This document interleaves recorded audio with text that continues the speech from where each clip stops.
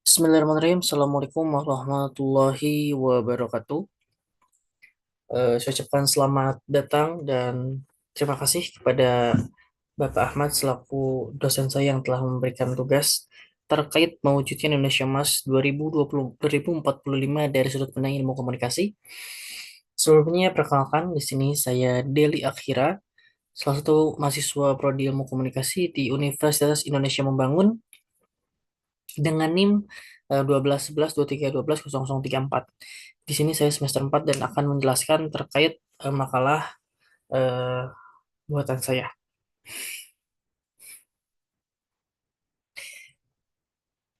Yang pertama, di sini saya akan menjelaskan terkait mewujudkan Indonesia Emas 2045 dari sudut pandang ilmu komunikasi. Oke.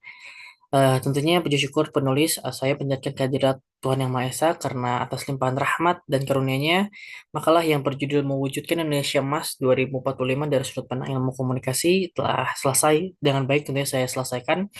Makalah ini saya susun dengan sebagai bentuk refleksi dan kontribusi pemikiran terhadap peran strategis ilmu komunikasi dalam pembangunan bangsa menuju Indonesia Emas 2045. Langsung saja, di sini saya ada bab satu pendahuluan.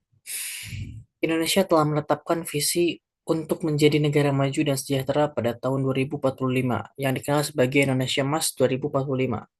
Untuk mencapai tujuan ini diperlukan upaya yang sistematis dan terintegrasi di berbagai sektor. Ilmu komunikasi dapat berperan penting dalam mencapai tujuan ini dengan memahami bagaimana komunikasi dapat digunakan untuk meningkatkan kesadaran, partisipasi, dan kerjasama masyarakat dalam mencapai tujuan pembangunan nasional.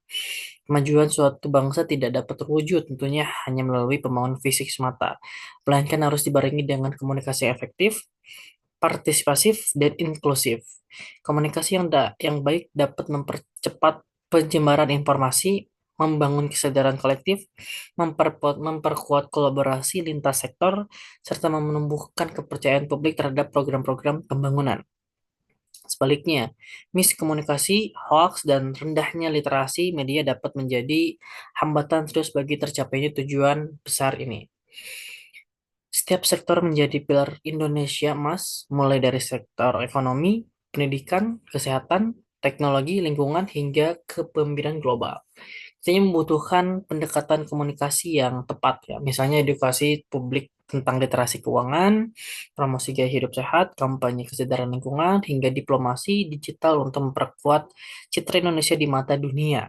Oleh karena itu, memahami dan menerapkan strategi komunikasi yang relevan menjadi syarat mutlak bagi keberhasilan visi Indonesia Emas 2045.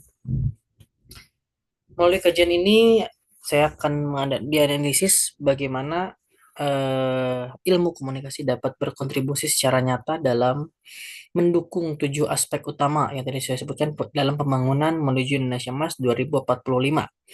Pendekatan yang digunakan menitik beratkan pada solusi win-win atau win-win antara pemerintah dan masyarakat dengan komunikasi sebagai jembatan utama untuk mencapai kesepahaman, partisipasi, dan keberhasilan bersama. Baik, di sini saya akan merumuskan beberapa masalah yang tentunya salah satu poin yang penting tentunya yang harus dipertanyakan. Yang pertama yang akan kita bahas adalah bagaimana meningkatkan perekonomian Indonesia melalui perkembangan industri kreatif dan teknologi, serta meningkatkan investasi di sektor-sektor strategis. Yang kedua, kita akan memahami bagaimana meningkatkan kualitas pendidikan Indonesia melalui pengembangan kurikulum, pelatihan guru, dan peningkatan akses ke pendidikan yang berkualitas dan penelitian. Yang ketiga, bagaimana meningkatkan kualitas infrastruktur di Indonesia melalui pengembangan jaringan transportasi, energi, dan teknologi informasi. Yang keempat, nanti bagaimana meningkatkan inovasi teknologi di Indonesia melalui pengembangan penelitian dan pengembangan, serta meningkatkan kolaborasi antar industri dan akademisi. Yang kelima, bagaimana meningkatkan kesehatan dan kesejahteraan masyarakat di Indonesia melalui pengembangan sistem kesehatan dan terintegrasi, serta meningkatkan akses layanan kesehatan yang berkualitas. Bagaimana meningkatkan pengelolaan lingkungan Indonesia dan bagaimana meningkatkan peran Indonesia dalam forum internasional melalui pengembangan diplomasi yang efektif secara pemimpinan secara global. Nah, rumusan-rumusan masalah tadi tentunya kita akan bahas dengan beberapa solusi dan langkah cara sekaligus secara langkah cara dan langkah nyata tentunya yang bisa kita lakukan agar di 100 tahun 100 tahun usia negara kita menjadi Indonesia emas. Yang satu, perekonomian maju tentunya. Indonesia ditargetkan menjadi negara dengan ekonomi terbesar, tentunya terbesar keempat di dunia pada tahun 2045, karena memang digaung-gaungkan Indonesia sebagai negara yang maju terkait ekonomi. Dan tentunya hal ini menuntut pertumbuhan ekonomi inklusif, kewirausahaan kuat, dan peran aktif sektor industri serta UMKM di masyarakat. Nah, salah satu tujuan utama dari Indonesia Emas 2045 adalah mewujudkan perekonomian yang maju dan berkelanjutan. Hal ini diterapkan dapat dicapai melalui pertumbuhan ekonomi yang tinggi, penciptaan lapangan kerja yang luas, peningkatan kesejahteraan masyarakat, dan peningkatan nilai global. Nah, ini banyak sekali eh, hal-hal yang memang bisa kita lakukan untuk perekonomian maju. Nah, ini langkah nyata secara eh, solusi dan komunikatif ya. Yang pertama tentunya kita bisa membuat kampanye literasi keuangan nasional yang melalui media sosial dan platform digital untuk mendorong budaya investasi dan kewirausahaan seperti training-training atau tidak melakukan suatu hal secara media sosial gitu ya bisa kita lakukan dan bisa kita gunakan secara digitalisasi. Yang kedua ada komunikasi pemasaran strategis untuk UMKM, memperkuat citra merek lokal agar kompetitif di pasar global. Ini salah satu juga hal yang penting untuk meningkatkan pasar dari secara bawah dan nanti kita bisa meningkatkan secara tinggi lagi gitu teman-teman. Pusat informasi ekonomi digital berbasis komunitas yang memungkinkan masyarakat memahami kebijakan ekonomi dan peluang usaha. Yang keempat, mendorong investasi dalam sektor ekonomi hijau dan industri berbasis teknologi. Di sini juga bisa bisa meningkatkan investasi dalam sektor ekonomi hijau, itu teman-teman. Kelima, dan mengembangkan koperasi berbasis komunitas dan untuk mempererat untuk pemerataan ekonomi. Nah, di sini nanti akan ada pengembangan koperasi berbasis komunitas di beberapa daerah atau beberapa wilayah-wilayah terpencil untuk pemerataan ekonomi gitu teman-teman. Nah itu mungkin perekonomian maju yang mungkin langkah nyata bisa kita lakukan agar di 2045 perekonomian maju dan jadi ekonomi terbesar di keempat di dunia. Yang kedua terkait pendidikan berkualitas. Intinya pendidikan adalah pilar utama dalam menyiapkan SDM unggul yang adaptif terhadap perkembangan zaman. Pemerintah berkomitmen untuk meningkatkan sistem pendidikan di Indonesia agar menjadi lebih berkualitas dan merata. Fokus utamanya adalah peningkatan akses pendidikan, peningkatan mutu pendidikan, serta penguatan bidang penelitian dan pengembangan. Nah, tentunya di sini kita akan membuat langkah nyata dan solusi terkait pendidikan yang berkualitas. Yang pertama tentunya bisa kita buat transformasi digital pendidikan, pemanfaatan komunikasi digital dalam e-learning, blended e-learning, dan konten edukatif berbasis audio visual. Yang kedua, kampanye edukasi publik mengenai pentingnya pendidikan karakter, STM, dan soft skill. Yang ketiga, program guru sebagai komunikator perubahan untuk memperkuat peran guru sebagai agen literasi kritis dari informasi. Yang keempat, reformasi kurikulum dengan fokus pada STM dan literasi digital. Pelatihan guru untuk meningkatkan materi pembelajaran berbasis teknologi, peningkatan akses pendidikan di daerah terpencil melalui platform digital. Tentunya beberapa program yang bisa kita lakukan terkait pendidikan berbasis berkualitas dari segi para pendidik yang bisa kita manfaatkan secara digitalisasi dan juga mengasah soft skill daripada siswa-siswi yang kita berikan pendidikan gitu. Lanjut lagi di sini kita ada infrastruktur modern dalam mencapai Indonesia Emas 2045 tidak luput dari infrastruktur modern karena ini salah satu hal yang penting dalam meningkatkan suatu negara. Pembangunan infrastruktur yang terintegrasi dalam artian transportasi, energi, digital akan menunjang konektivitas dan efisiensi ekonomi. Pembangunan infrastruktur modern menjadi prioritas dalam mencapai Indonesia Emas, teman-teman. Investasi besar-besaran dilakukan dalam pembangunan jalan, jembatan, pelabuhan, bandara, serta jaringan listrik dan telekomunikasi. guna mendukung pertumbuhan ekonomi yang berkelanjutan. Lalu langkah nyata apa yang bisa kita lakukan dalam mencapai semua program-program tersebut? Salah satunya, pertama, komunikasi publik partisipatif dalam perencanaan dan pengawasan proyek infrastruktur melalui forum daring dan kanal aduan publik. Nah, ini bisa kita lakukan sebagai salah satu bentuk peningkatan infrastruktur suatu negara. Yang kedua, kita akan mengkampanyekan kesadaran digitalisasi infrastruktur melalui media sosial seperti transportasi cerdas dan green energy. Jadi kita bisa menggunakan eh, energi hijau, teman-teman. Yang ketiga ada branding nasional, infrastruktur untuk semua agar pembangunan tidak hanya bersifat fisik tapi juga inklusif secara sosial. Kita membrandingkan secara nasional gitu, teman-teman. Yang keempat, pembangunan infrastruktur digital untuk konektivitas nasional, pengembangan transportasi berbasis energi terbarukan, optimalisasi tata kota dengan pendekatan smart city. Nah, beberapa poin-poin tadi yang bisa kita lakukan sebagai langkah nyata, sebagai solusi komunikatif dalam meningkatkan, dalam mencapai Indonesia Emas 2045. Yang keempat, tidak lupa juga ada pilar sebagai inovasi teknologi, karena teknologi salah satu hal yang terus berkembang dan terus-terus berkembang. Teknologi menjadi penggerak utama daya saing nasional. Indonesia harus menjadi produsen teknologi, bukan sekedar konsumen. Pemerintah mendorong pengembangan dan penerapan teknologi informasi dan komunikasi (TIK) serta inovasi teknologi lainnya untuk meningkatkan produktivitas dan daya saing Indonesia di pasar global. Nah, langkah-langkah ini mungkin mencakup perubahan ekosistem startup, peningkatan akses internet, dan penerapan teknologi digital berbasis sektor. Yang pertama, komunikasi sains berbasis publik, menyederhanakan sains dan inovasi agar bisa dipahami dan diapresiasi masyarakat secara umum.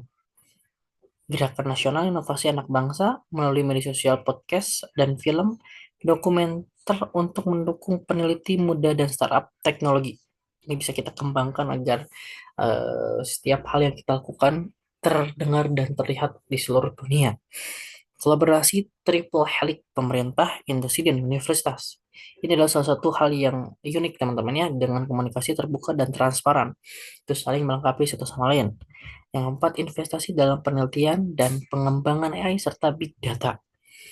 Karena tentunya tidak menutup kemungkinan bahwa di dunia sekarang ini kita pasti akan pasti menggunakan AI, teman-teman, ya, dalam kehidupan sehari-hari, bahkan sudah melalang buana di Indonesia. Kemitraan antara universitas dan Indonesia untuk inovasi teknologi, peningkatan akses internet, dan digitalisasi di layanan publik. Jadi program-program tadi bisa kita jadikan langkah awal, langkah nyata kita untuk bisa meningkatkan inovasi teknologi di Indonesia 2045 Indonesia Mas. Yang kelima, tidak lain dan bukan, kita adalah salah satu manusia yang tentunya harus dalam meningkatkan teknologi harus berada dalam sehat, teman-teman. Fisik dan jasmani rohani kita harus sehat. Maka tidak lain juga ada kesehatan dan kesejahteraan. Kesehatan dalam masyarakat yang merata dan aksesibilitas layanan menjadi tolak ukur kesejahteraan bangsa. Program Indonesia Emas 2045 juga bertujuan untuk meningkatkan kesehatan dan kesejahteraan masyarakat. Ini termasuk upaya untuk mengurangi angka kesakitan dan kematian akibat penyakit menular dan tidak menular, peningkatan akses layanan kesehatan, serta peningkatan standar hidup masyarakat secara keseluruhan. Di sini kita akan membahas langkah nyata dalam meningkatkan kesehatan di rencana Indonesia Emas. Yang pertama ada komunikasi risiko dan kesehatan berbasis komunitas, terutama dalam pencegahan penyakit dan penggunaan gizi buruk. Yang kedua ada telemedicine dan aplikasi kesehatan berbasis komunikasi interpersonal untuk menjangkau wilayah terpencil. Ini bisa menggunakan by phone. Juga ada kampanye gaya hidup sehat nasional yang dikemas menarik di media digital, bekerja sama dengan influencer-influencer lokal, peningkatan layanan kesehatan berbasis teknologi seperti telemedicine, dan program kesehatan preventif untuk mengurangi angka penyakit kronis. Optimalisasi sistem jaminan kesehatan nasional itu salah satu hal-hal yang memang bisa kita tingkatkan dalam peningkatan kesehatan Indonesia Emas. Yang kedua ada pengelolaan lingkungan. Nah, ini salah satu hal yang memang sektor penting juga dalam meningkatkan dan mencapai Indonesia Emas.